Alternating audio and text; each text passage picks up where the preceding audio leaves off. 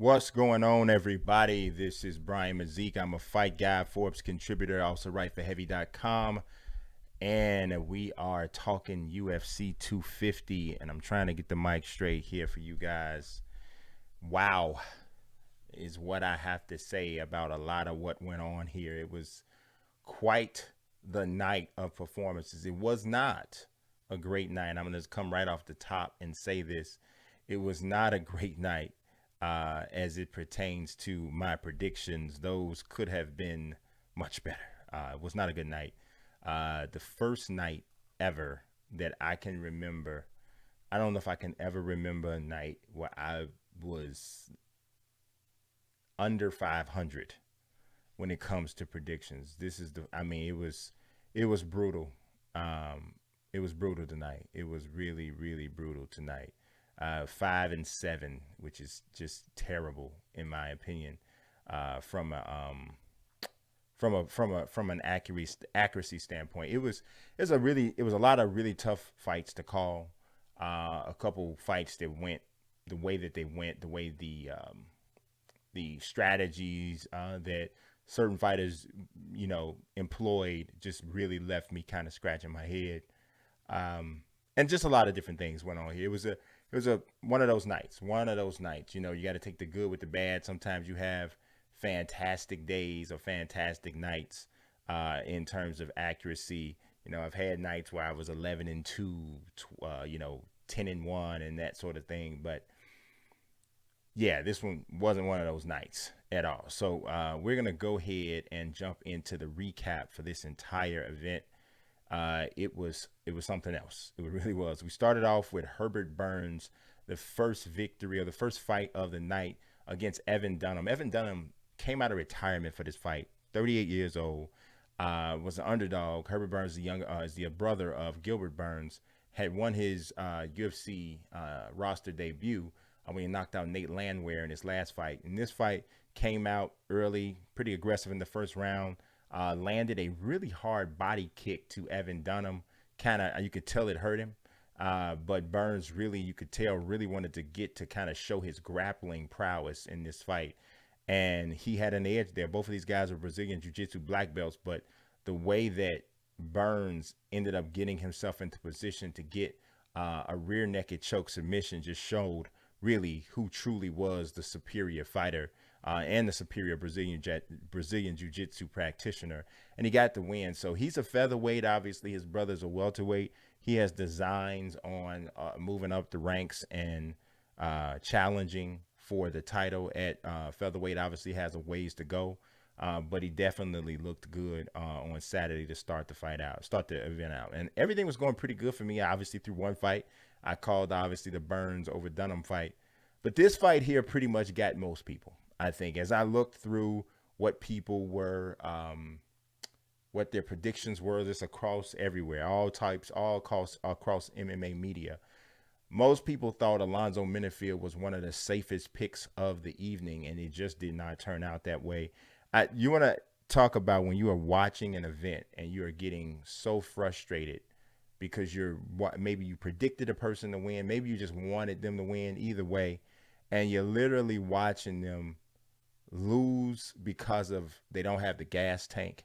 And to me, that's kind of what we saw here. Devin Clark gets the major upset unanimous decision victory over Alonzo Minnifield, and it was not a bad decision at all. In the first round, Minnifield was doing pretty well. I thought he won the first round. He landed some big shots. He closed Clark's left eye with an uppercut, well-placed uppercut.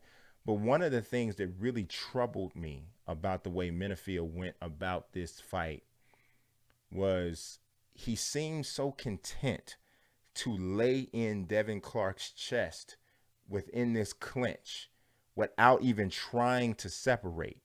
And instead, while in the clinch, all he did was took these short inside leg kicks and knees and punches to the midsection that I thought drained his gas tank, and he didn't seem to come into this fight with an impressive gas tank, just period anyway. So I thought it really just kind of accelerated his downfall. It was just I just really didn't I didn't understand his approach at all. What's going on, Kiri Ninja? You are right. This was a crazy card for betting and even picks. It was crazy, right?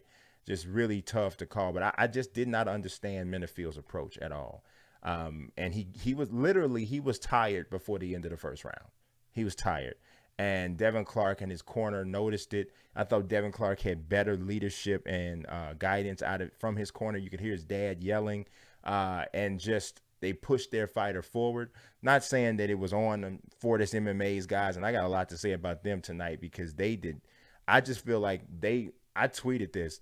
Fortis MMA must have gotten rid of every single treadmill in their entire gym because both fighters from Fortis MMA that fought, both of them gassed so super early. They both came in there with similar body builds, muscular guys, and they just didn't have the cardio. And Minnifield was tired by the end of the first round.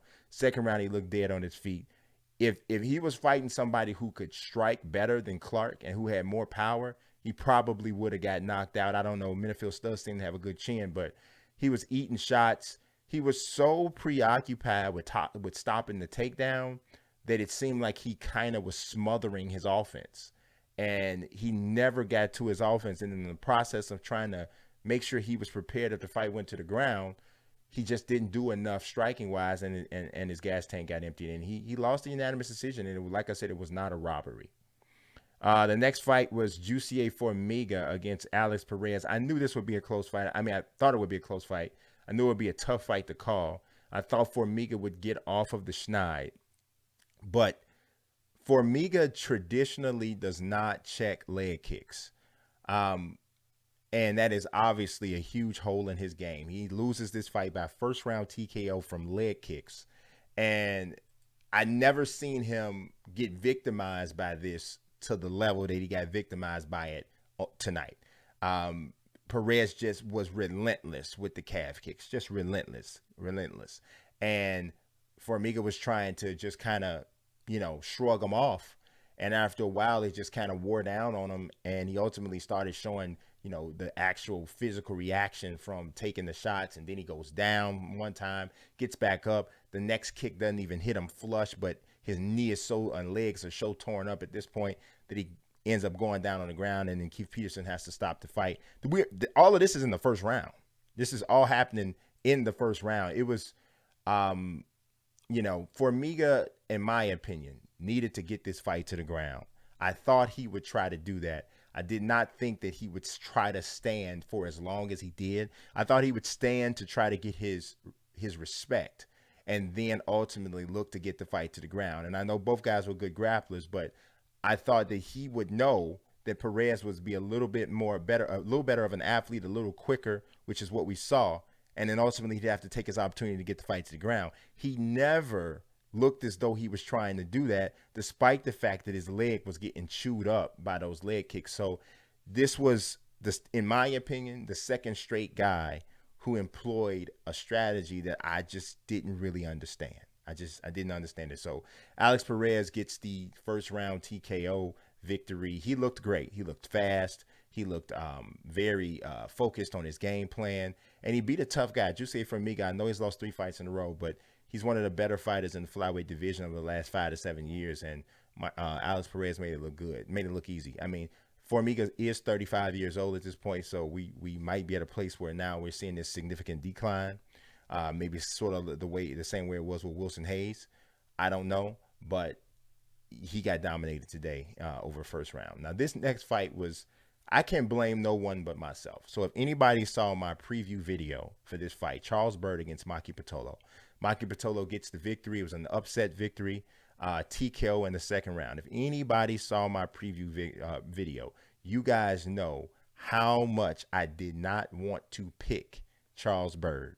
But I just, looking at Maki Pitolo's previous fights, seeing that he was susceptible to the takedown, didn't necessarily do his best once actually being taken down, I'm thinking to myself, this is a fight that's set up for Charles Byrd to be able to get the victory, even though I don't necessarily believe in Charles Byrd.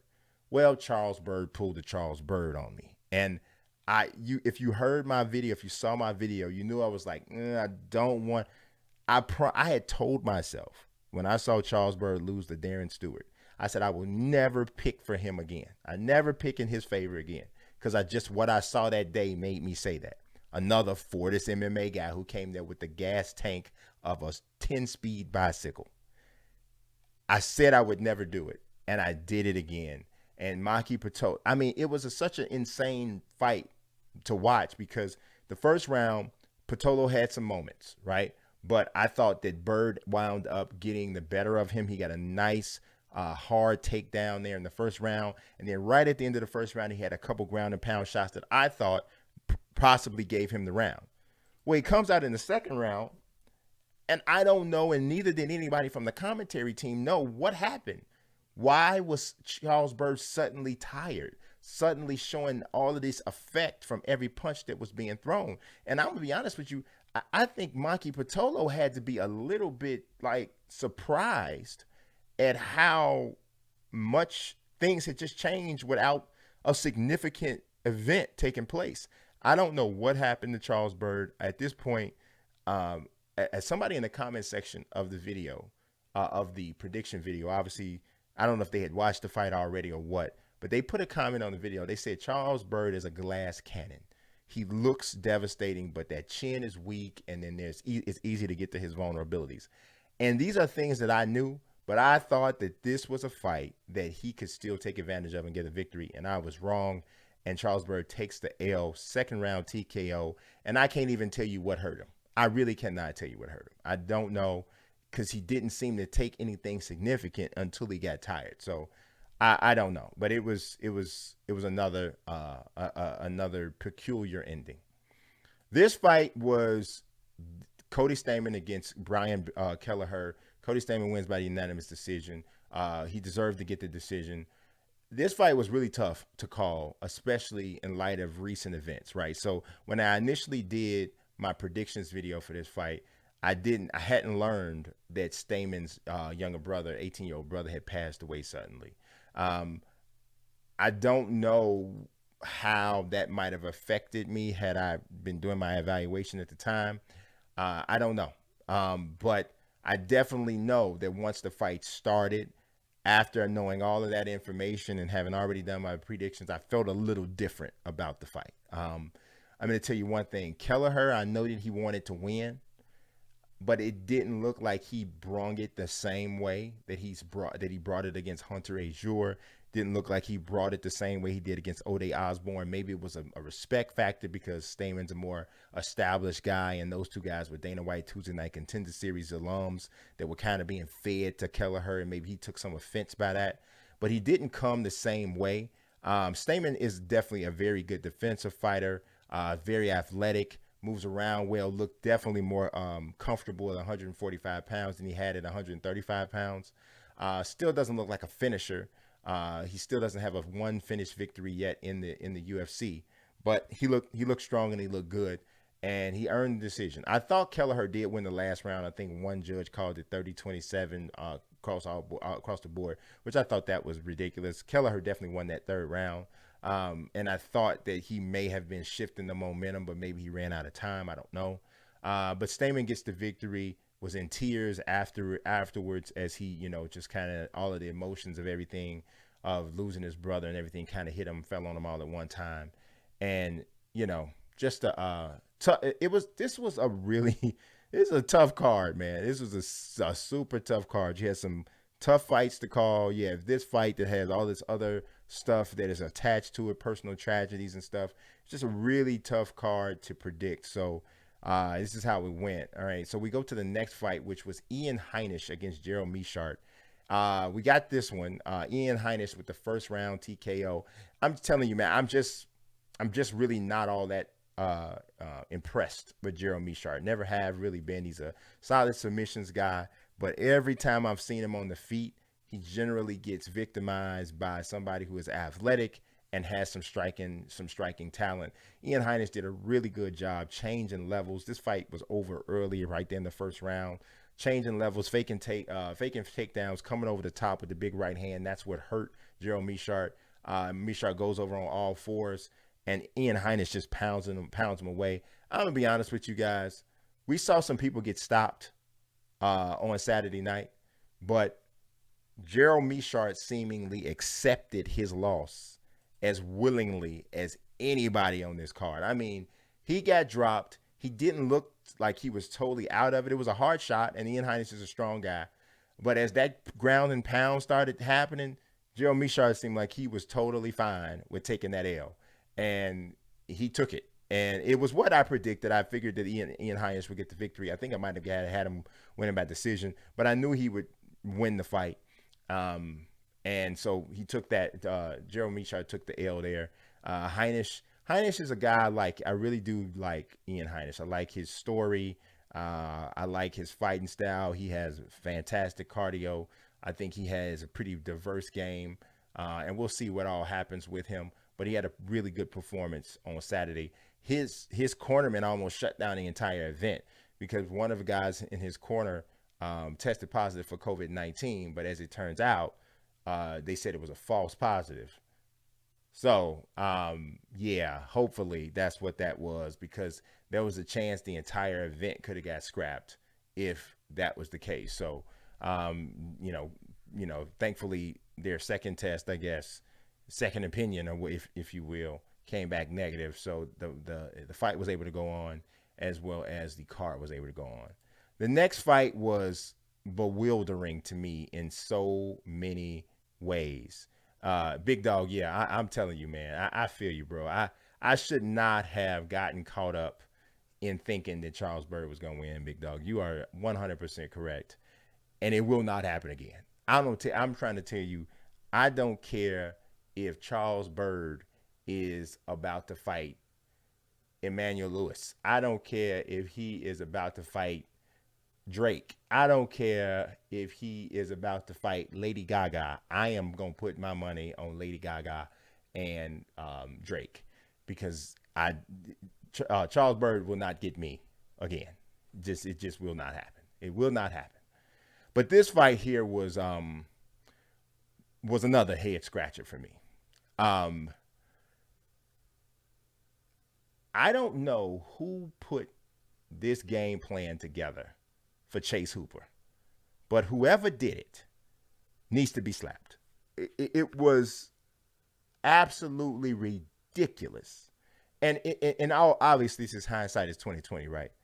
Had I known that Chase Hooper was going to come into this fight and say, I'm going to see if I can outstrike Alex Caceres with my slow hands, slow feet, slow everything, below average athleticism, and as Joe Rogan put it, rudimentary striking skills.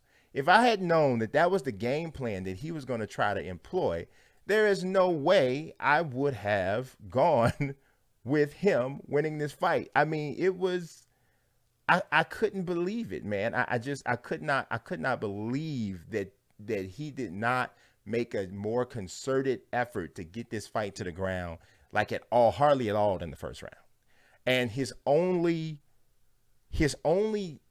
entry to get the fight to the ground was try to backpack Caceres, who he was totally prepared for. And here's where you saw the physical strength kind of play a part. Every single time Chase Hooper tried to take Caceres' back, Caceres literally took one hand and put it on Chase Hooper's hand to fight the hands. And because the physical strength, the advantage was so great in Caceres' favor, he was literally able to just kind of pry the body lock off, pry the hold off. He was able to separate the hands. He didn't even have to go 2-on-1 hands, which is what Cormier was talking about, to separate the hands. He half the time didn't have to do it. He was literally just taking Chase Hooper's hands and moving it off. It was a really basic kind of a takedown attempt, and I expected more from him on that level, because I know that this is his strong suit, which is the takedowns and the ground game. He didn't try hard enough to get it. Instead, he came out there willing to be a crash test dummy, trying to strike with Alex. Because, I mean, you literally played directly into the veteran's hands. Alex Caceres is known for not having the best ground game, not having the best submissions defense. He's been submitted about 7 times in his career. Chase Hooper's a horrible striker, guys. He's a horrible striker. Like, his striking reminds me of Cathal Pendred. I don't know how many of y'all remember him. He was good on the ground, but when he struck, it looked terrible. This is what Chase Hooper looks like, a 20-year-old version of that. And it was just ridiculous. The fact that he did not try to get that fight to the ground hardly at all in the first round just really had me shocked. So, yes, you lost by unanimous decision. Yes, you got battered, throughout this entire – it was the most egregious game plan, I think, of the entire night. Because he was – like, Alonzo Minnifield, I thought that was a ridiculous approach that he used, just burying his head in Devin Clark's chest and kind of smothering his own offense. I thought that was a bad approach. But he was tired. Chase Hooper wasn't tired. He just was trying to do something he couldn't do. Did anybody see when he tried to throw that kick and spun around and fell flat on his face? I just walked out. I just walked out of the room. I needed a break. I needed a timeout because that just was just too much for me. Let's move on to this main card. I can't go off on Chase Hooper any longer. This was oh my God kind of a moment. Sean O'Malley, Sugar Sean. This guy came out looking like Tekashi 6ix9ine and Busy Bone from Bone Thugs and Harmony. And he put on a show. This kid has it. Like, I don't know how good he's going to be when the competition really starts getting stepped up. I don't know. I'm not sure exactly what's going to happen. But I know he has a presence in the octagon, and he has the type of striking skills that could turn him into a megastar. He got the first round knockout, and I'm talking about a devastating walk-off knockout victory over Eddie Wineland. And I've seen some people stop Eddie Wineland. I saw Renan Barão stop Eddie Wineland. I think I saw one other person. But I've never seen anybody put him to sleep like Sean O'Malley did with a straight right hand right on the jaw. And he had faked this uppercut right before he shot it just to kind of get the hand reaction from Wineland, and then straight over the top. Bow! Straight. I'm talking about if you played Fight Night Round 3 and you could throw the sinister cross that Roy Jones used to throw. He hit him with the sinister cross, y'all. He hit him with the sinister cross and knocked Eddie Wineland out. It was quite the performance. I mean, the dude's got it, man. He's got it. His post-fight interview was just charmingly obnoxious, which is the formula for being that kind of rebel that fans jump and get behind. I mean, it was a dynamic performance by Sean O'Malley. I know we haven't seen him in a while. He dealt with a foot injury, I think, that he suffered when he was fighting Andre Sukumta. And then after that, he got suspended for a banned substance. But I think it was really kind of like a tainted supplement or something. It wasn't like TJ Dillashaw EPO kind of a stuff. But he got, had to serve a suspension.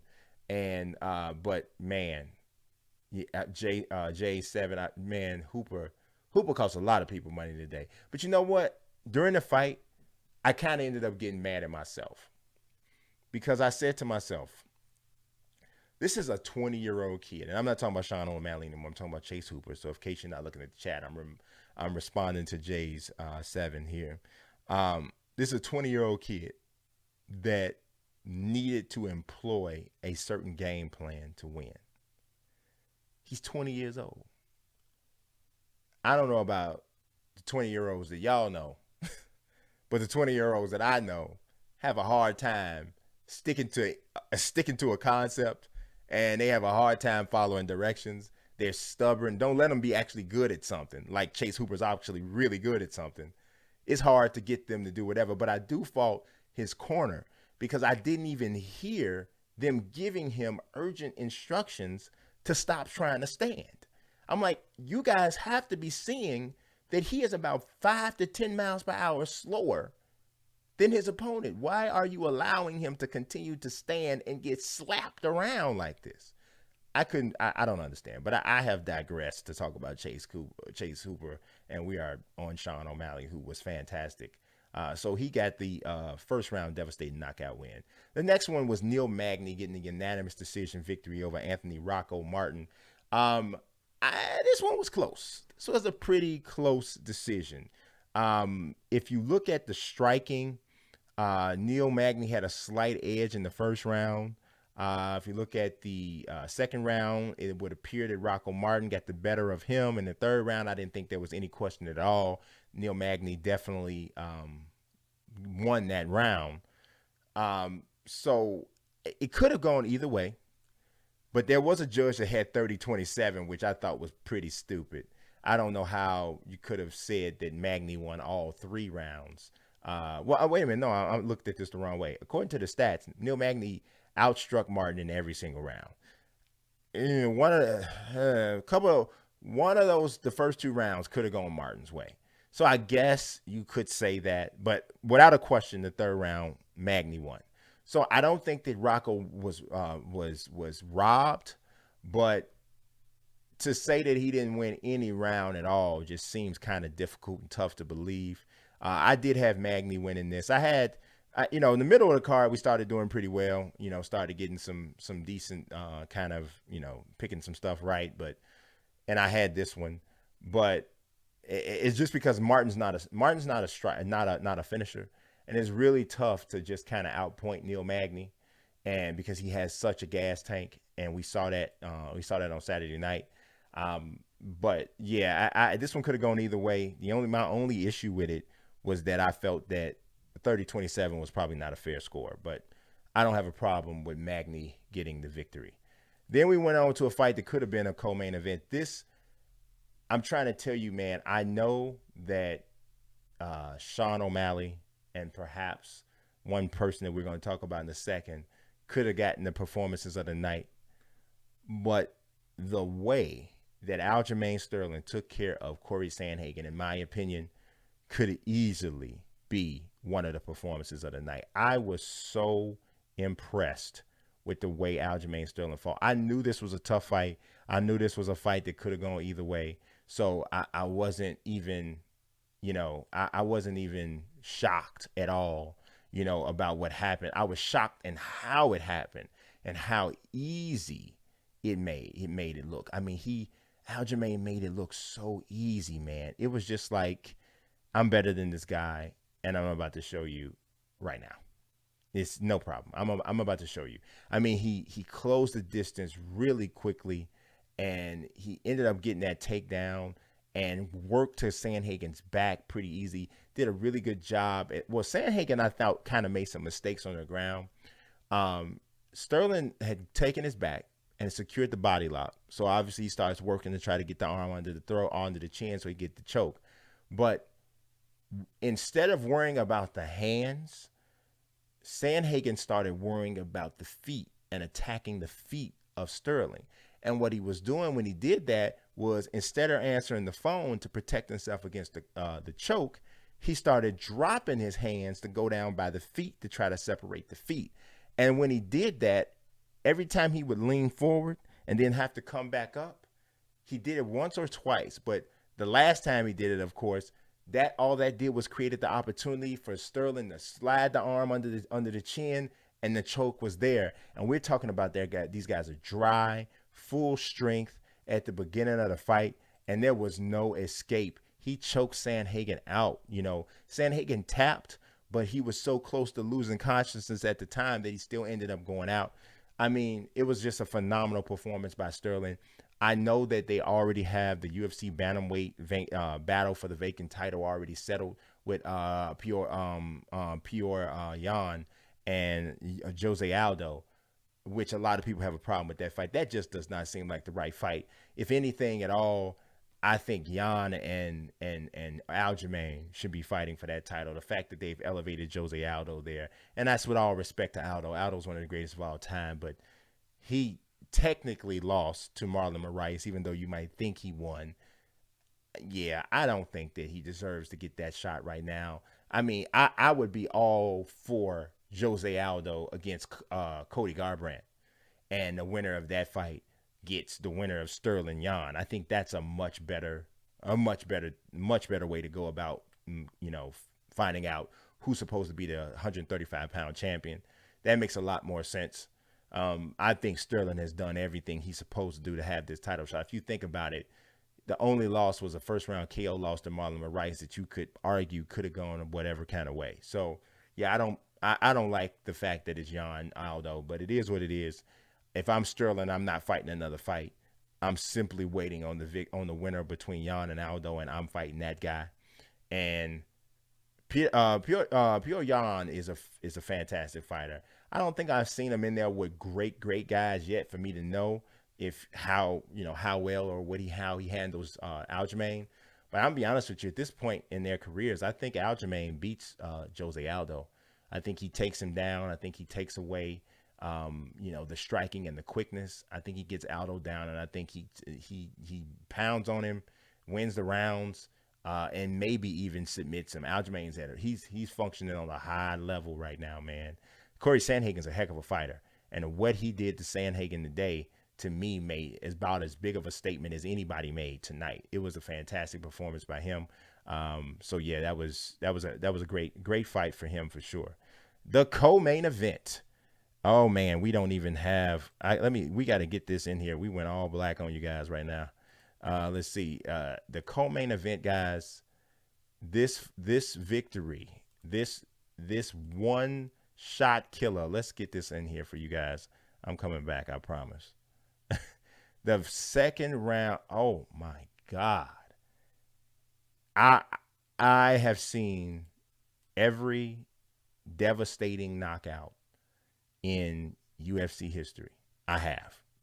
Edson Barbosa, Terry Edom, Gabriel Gonzaga, Mirko Krokop, Rashad Evans, Chuck Liddell, you name it. I've seen them all. This knockout on Saturday night, Cody Garbrandt against Raphael Assuncao, might be the best knockout I've ever seen. It was so absolutely gangster that it was, and I took Assuncao. I did. I took Assuncao. I thought that he would. I thought Garbrandt would still be drawn into an emotional thing, and to be honest with you, a different personality might have been able to pull that out of Cody. But Assuncao is so calm and so accommodating and amicable. I don't think he was able to press Cody's buttons. It would be really interesting to see what would happen with Cody against Aljamain Sterling, because Aljamain can be the agitator. But the thing about Aljamain is that Aljamain can't strike well enough, I don't think, to knock Cody out and to test that chin again. Assuncao did, I think, have that power, but I thought he was too short. He couldn't close the distance, and the speed advantage was so significant in Garbrandt's favor. Garbrandt was lightning fast on Saturday. I mean, the knockout shot comes at the end of the second round. Assuncao's approaching him. He literally rests his right hand against the cage, like so. Rests his right hand against the cage, bends down as if he created a half circle motion on the controller stick. I mean, it was video game like. It was like, I'm going to show you. It was like he did this. It's like he did like that. It's like the same type of move that you do to throw a Hadouken. I mean, this is literally what he did. And he cranks it. Bow! And lands this sucker like a gunshot on Assuncao's face a millisecond before the horn goes off. And you think that you've seen some people do some stuff after they've been knocked out that made you go, wow. Raphael Assuncao laid down, face down, and put one of his feet up in the air like this. Like he was a Alpha Kappa Alpha at the feet. I'm telling you guys, it was one of the most memorable knockouts I have ever seen. The Barbosa Edom was definitely one for sure. But this one just made you go, well, Well, then, I guess that's what that was. It was devastating knockout. So snapped a 3-fight losing streak for Cody Garbrandt. He had been knocked out twice in a row by TJ Dillashaw, which you got to take that with a grain of salt because Mr. EPO, you don't know what that means. Then after that, he was knocked out by Pedro Munoz, and now he comes back here after being outside of the octagon for an entire year, and gets this highlight reel knockout over Raphael Assuncao, who's still a very good fighter, who himself now has lost 3 fights in a row. But Cody Garbrandt and Jose Aldo, to me, is the best fight to make for bantamweight for those guys. And Jan Sterling is the best fight to make for the vacant title, in my opinion. And then, of course, you got Sean O'Malley coming up, who should be ranked moving forward. But maybe a Assuncao, Sean O'Malley is a good fight. Assuncao is going to need a minute. He's going to need a minute, though. But maybe that's a fight that makes sense as Sean O'Malley starts to move up. So it was a heck of a finish for Garbrandt. Let's move on to this main event that was about as one-sided of a main event that you ever want to see. About the 5th round, I wanted this to stop because I'm one of those people that once I know somebody cannot win and the only thing keeping them in the fight is their toughness, and that's when I get to the point where I'm like, just stop the fight. And that's where we were with this. Felicia Spencer is as tough as they come, but she was inferior in every single aspect of the sport. Amanda Nunes, in my opinion, is no longer just the greatest female mixed martial artist of all time. I think right now, she's the pound for pound best fighter in the world. I mean, right now. So, and the only reason I say that is because John lately has looked more and more vulnerable, right? You can make the argument that he lost to Dominic Reyes. You know, people can make that argument. You can make the argument that he lost to Thiago Santos. I don't remember the last time you can make an argument that anybody beat Amanda Nunes. I don't remember the last time you could do that.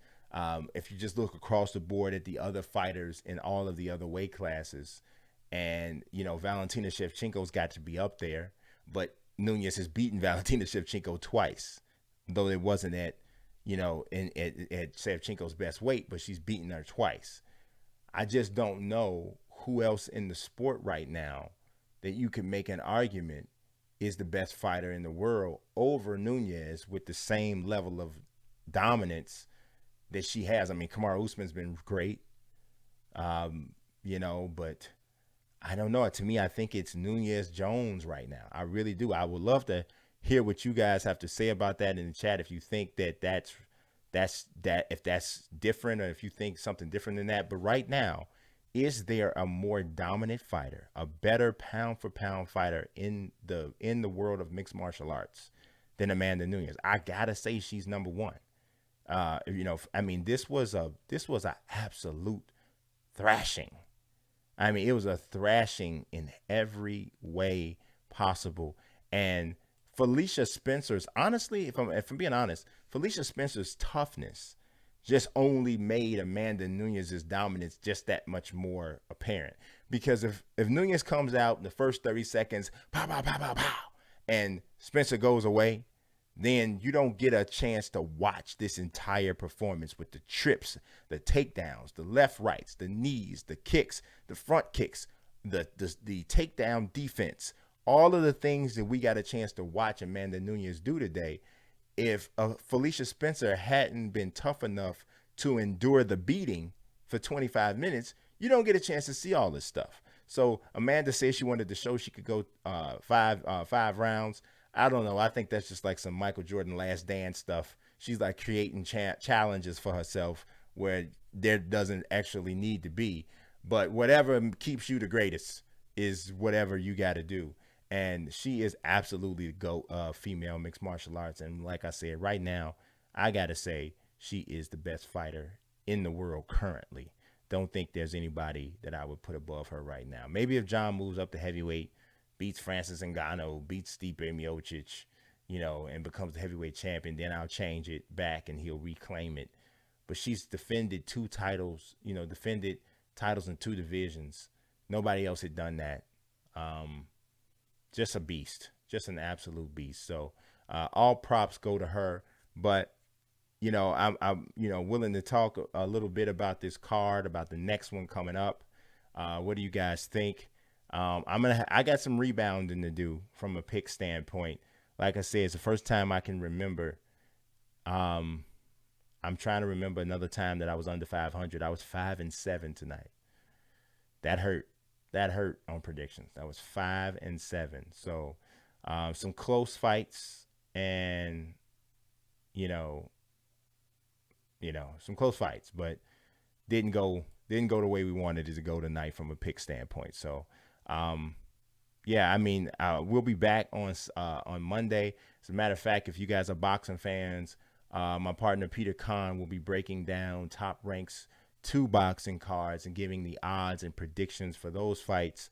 Headlined by Shakur Stevenson against Caraballo on Tuesday, and then Jesse Magdaleno highlights the Thursday card on Top Rank. So if you want, he knows the boxing game, extremely well, and knows the odds and predictions concepts as well. So he'll be giving similar kinds of videos that I offer for MMA. He'll be doing that for Monday's show. That will be at 7 p.m. Central Time, 8 p.m. Eastern Time. And then Wednesday, I'll be back with my odds and predictions previews for UFC Fight Night. What is it, 173 or 174? Headlined by Jessica I. And I know Jessica I is highlighting the card. The person she's fighting is Cynthia Calvillo is who she's fighting. So that fight headlines next week's card. So I'll be back on Wednesday breaking down those. So that's what I got for you guys tonight. Very entertaining. Oh, you know what I got to say before I let you guys go? Is it just me, or is Daniel Cormier not the most entertaining and best mixed martial arts? I wouldn't even say best combat sports analyst in the world. Like, I don't know anybody else who makes watching combat sports more entertaining and informative. Like, he knows the game, knows everything backwards and forwards, but he makes you feel like you're watching the fights with your friend. Even though he's an expert, it's not like he's beating you over the head with, oh, well, I'm talking above your head. He's enjoying it like a regular guy, but he's just a regular guy that happens to have expert knowledge. And he's hilarious. It's just fantastic. The chemistry that him, John Anik, and Joe Rogan have, to me, they should almost never use another team. I know Joe doesn't want to work every show, but that team has like the best chemistry. I love it. Their broadcasts are the best to me of the entire promotion. So hopefully we get a chance to see a lot more of those guys together moving forward. But that's all I got for you today. I appreciate you guys watching as always. God bless and peace.